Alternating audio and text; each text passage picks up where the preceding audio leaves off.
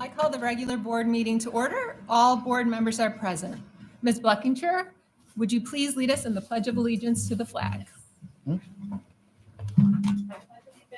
the flag of the United States of America and to the republic for which it stands, one nation, under God, indivisible, with liberty and justice for all.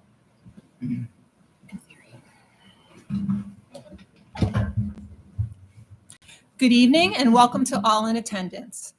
Please be advised that in the event of a fire and emergency and an evacuation should be necessary, an alarm will sound. Please note all marked emergency exits and evacuate well away from the building. At this time, we request that everyone turn their cell phone and other electronic devices to silent. Thank you.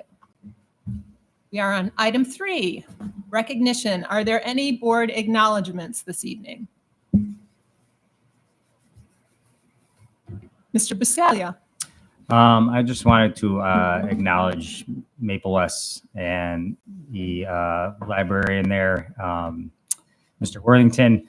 I had the opportunity to visit on Star Wars Week, and he does this every year. And it was the first year I was able to visit, and it's just wonderful when you can see the kids enjoying, every little activity he had planned, and he gets parents involved and he gets the community involved, and the kids are just so excited. And then on top of it all, he still is able to have the kids, take turns getting books out and incorporate reading. And obviously that's, very important in education. So it was a great experience, and he does such a wonderful job. I thought he deserves some recognition.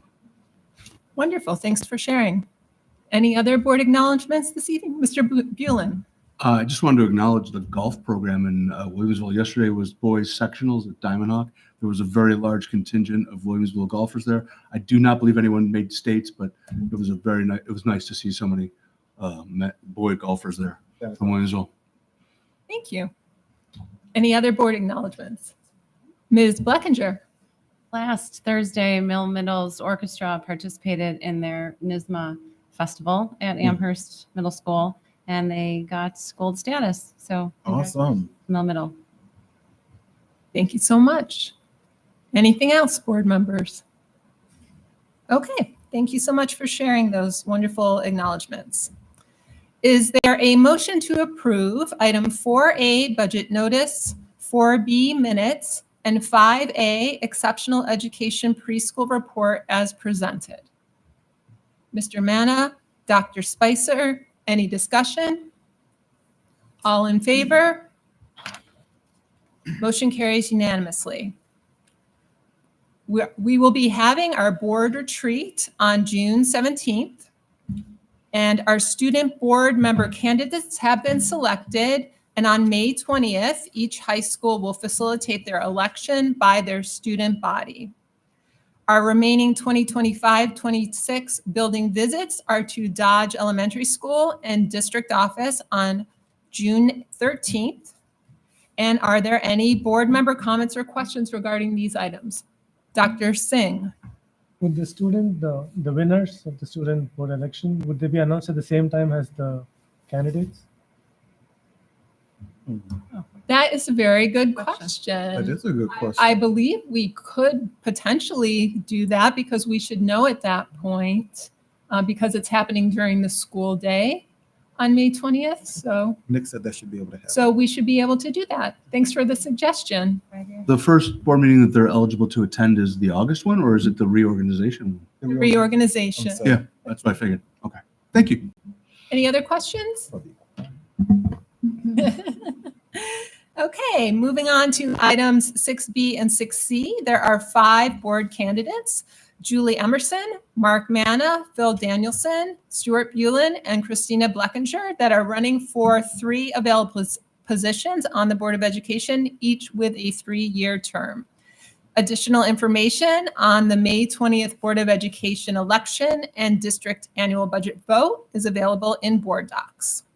Now we're on item 7A. Dr. Brown Hall, I turn it over to you for our budget presentation. Thank you very much, Board President and board members. I want to thank you throughout this entire budget process, which begins in October of the previous year, for all of your questions. You're reviewing the budget, asking about programs, making sure we're able to continue the programs that we love having in our district. So thank you for all of that support and all of the work that it's taken from October until now to bring you a balanced budget. So we will be presenting our final budget this evening for the budget hearing, and I will ask our Assistant Superintendent of Finance and Management Services to take it away.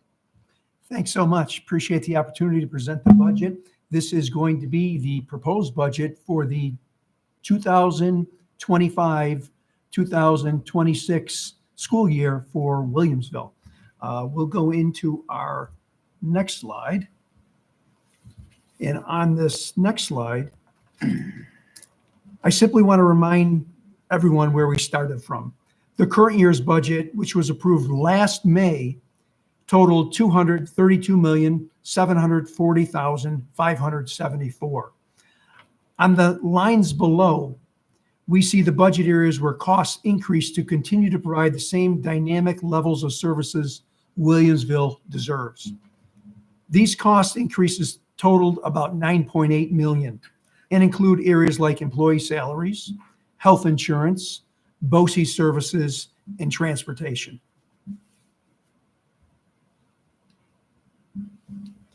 On the next slide, the district presents its program enhancements for the 2025-26 proposed budget.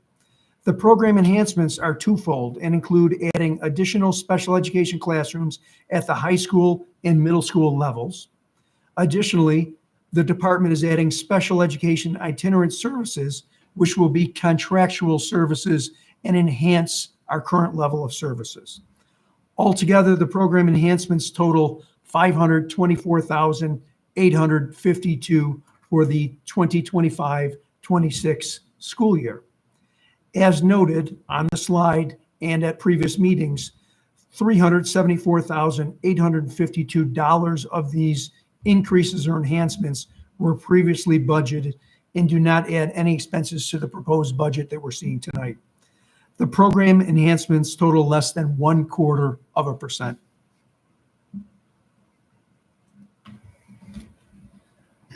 The next slide includes our budget reductions that the district made along the way. After starting this process, the district looks for ways to reduce expenses without compromising services. In all, the district was able to reduce costs by over $2.9 million in areas like salaries, debt service payments, health insurance, and transportation. Recall that during this process, at one point in time, we had budgeted for the school year changing its transportation structure because the school start times were going to change.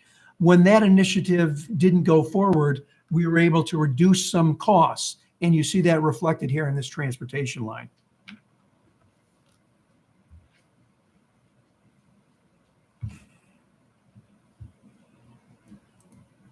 The next slide, we look at our program enhancements. I'm sorry, I want to make sure I have it. It's a little harder to see today with the changes here. And we're further. Oh, nope, I think I went one too far. Yeah, I think we're here. Yep. Our program enhancements, which we just talked about, I'm sorry. Let's go to slide 4, which includes our budget reductions. Okay, and we talked about our budget reduction, so we are actually on slide 5. I apologize for that. The next, we look at our program enhancements along with our program continuation. In all, these costs totaled $9.9 million in addition to the current year's budget, which brings our total proposed budget to $242,719,867. This increase represents a 4.29% increase from the current year's budget. Without the cost reductions built into the budget along the way, the district's budget would have totaled $245,671,123. By way of comparison, last year's budget increased 4.19%. So we're very similar in our increase this year compared to last year.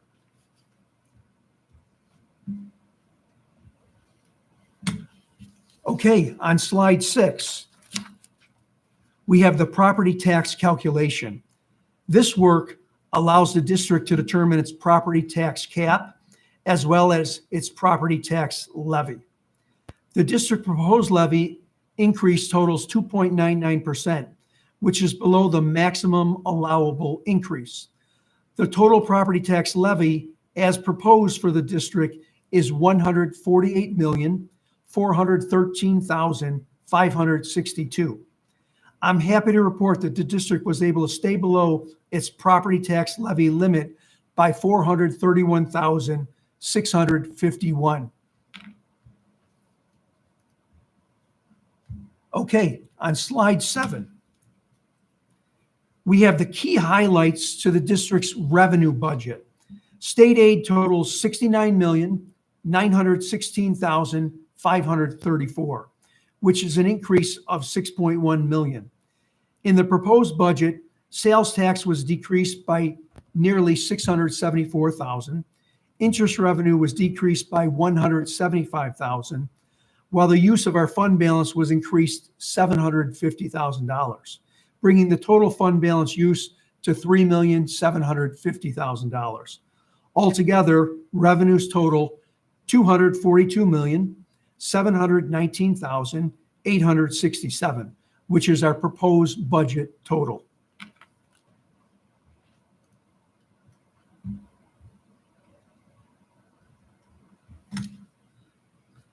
On slide 8, we have our estimated tax rate changes.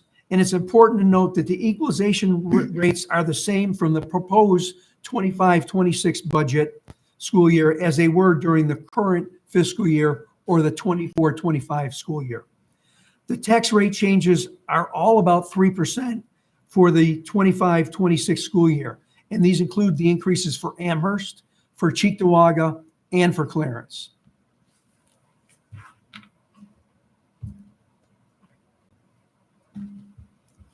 Okay, on slide 9, the district presents the estimated school tax bill for homeowners within the district. In Amherst, a house valued at $250,000 would have an estimated school tax bill of $3,005. And very simply, if you had a house assessed at $500,000, the estimated school tax bill would be approximately $6,010 in Amherst. And you can see the rates for Cheektowaga and Clarence. As I mentioned a moment ago, because the equalization rates and the tax increases are all similar, the estimated tax bills are all similar as well.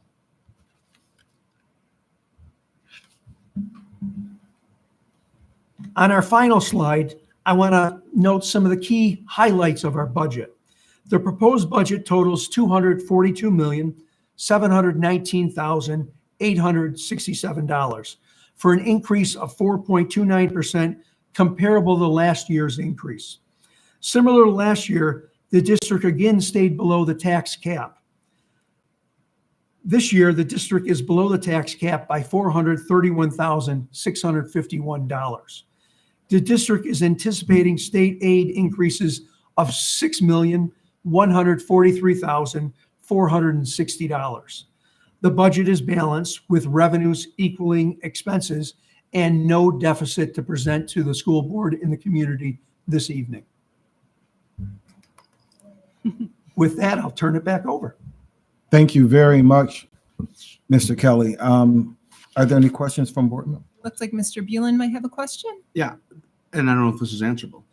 When, if at all, does not having a state budget affect us?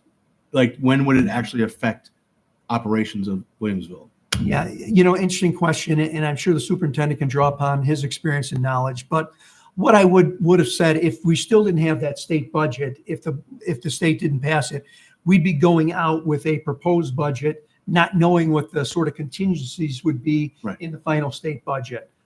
So there could be some changes there, but we do our best. The state's pretty good about putting out information along the way to give us pretty good estimates. Okay. So we would build it off of those estimates and kind of hope for the best in that situation. Agreed. Thank you. Any other board member questions? I actually have the same question Stuart had, but on the other hand, like for the interest, sales tax and those revenues that we get, are these the conservative values and we might actually get little more than that? It certainly is possible. We're in a little bit of a turbulent economic time, and we wanted to be conservative with some of those numbers.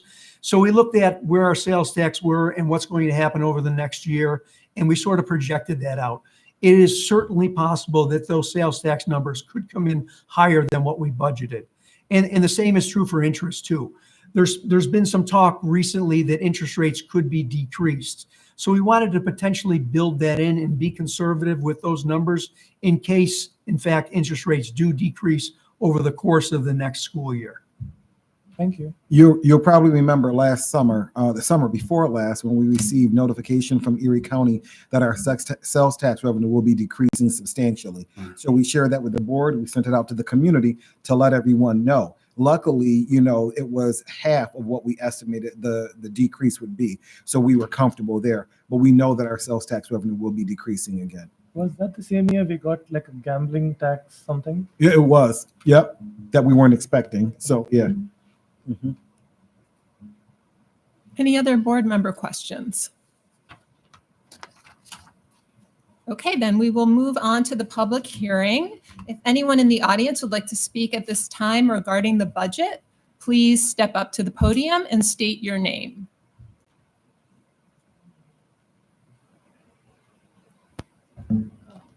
James Hanley at 51 Sable Run. I just want to hit some of the larger items that increased from last year. If you could just explain what was the reason for the large increase. And the three items are special items. I'm referring to this pamphlet. I don't have that right in front of me. But Okay, I'll let you have it in a Sure. second. But special items, it went up 37%. And human resources, legal services, that went up 17%. And these are big items. These are together, those are $5 million. So if you look at those increases, they're quite significant. And then I guess it's pupil transportation, that went up 8%. So if you could explain those three items. Yeah. A couple I can take, the easier ones. When you look at the HR and legal expenses, we contract out with our legal services every year. And every year when we recontract out, our outside law firms increase their rates. And in recent years, we've been incurring additional legal expenses. So we build in those additional expenses to try to account for the increased rates as well as the increased legal services. So that's why you're seeing that number increase so much. In terms of the, transportation, again, we contract out with our service provider. And if you look at the contract, the rates increase every year.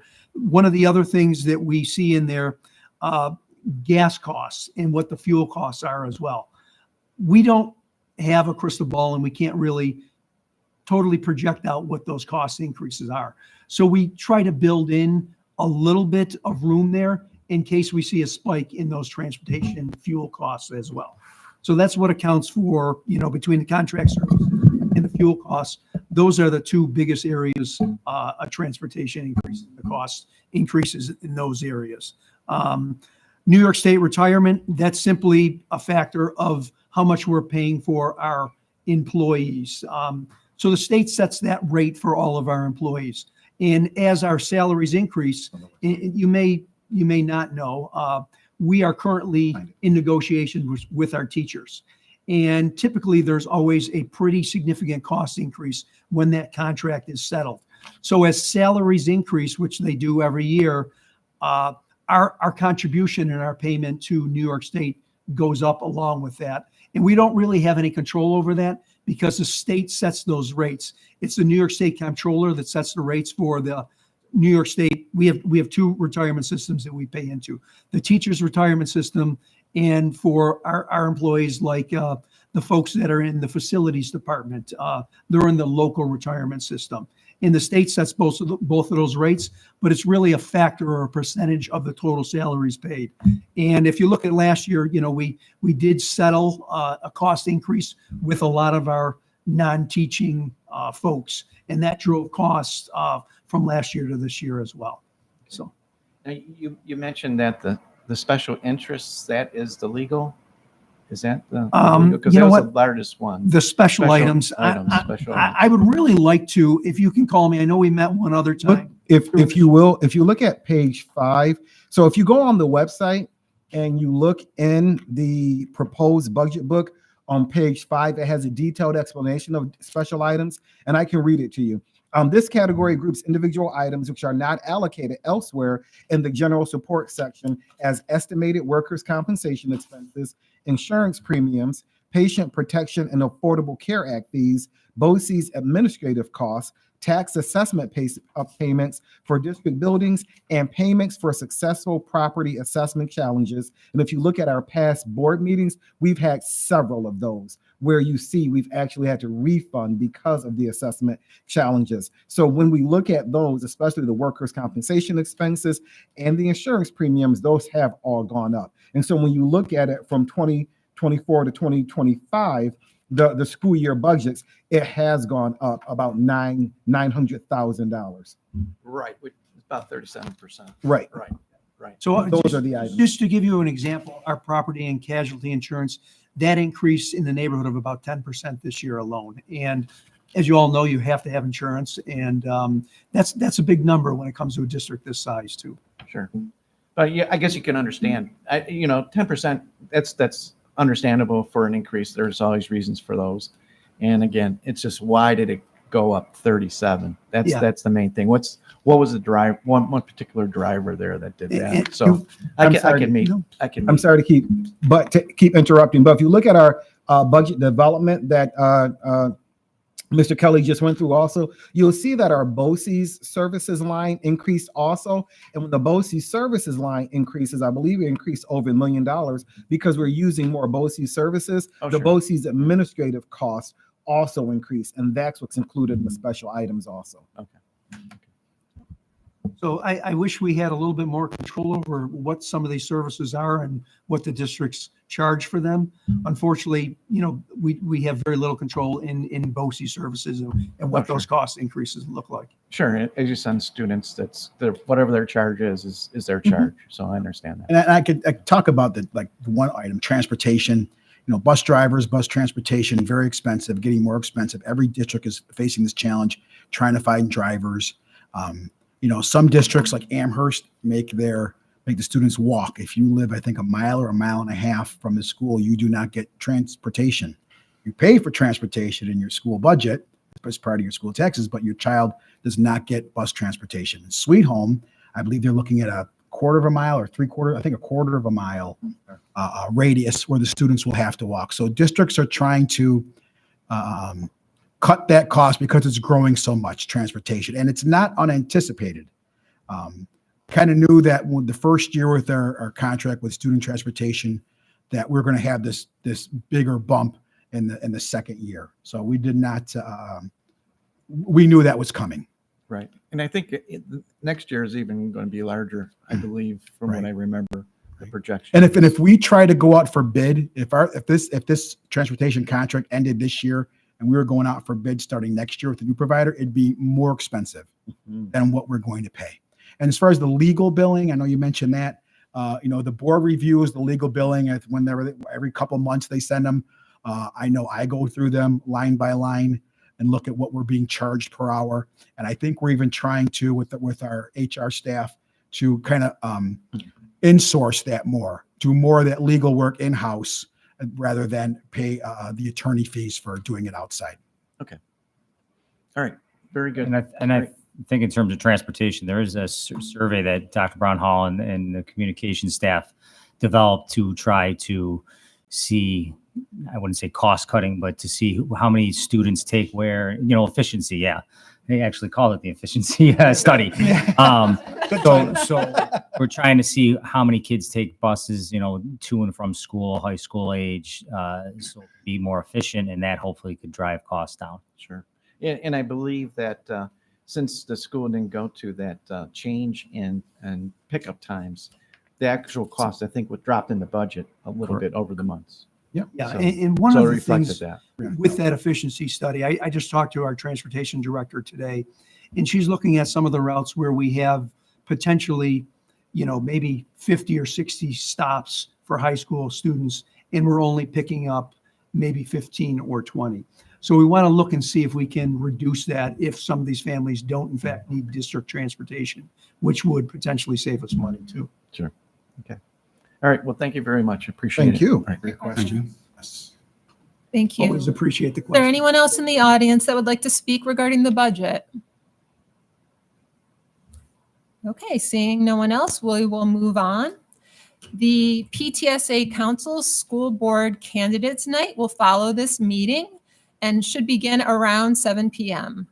The budget vote and school board member election is on May 20th, and our next regular board meeting is May 27th.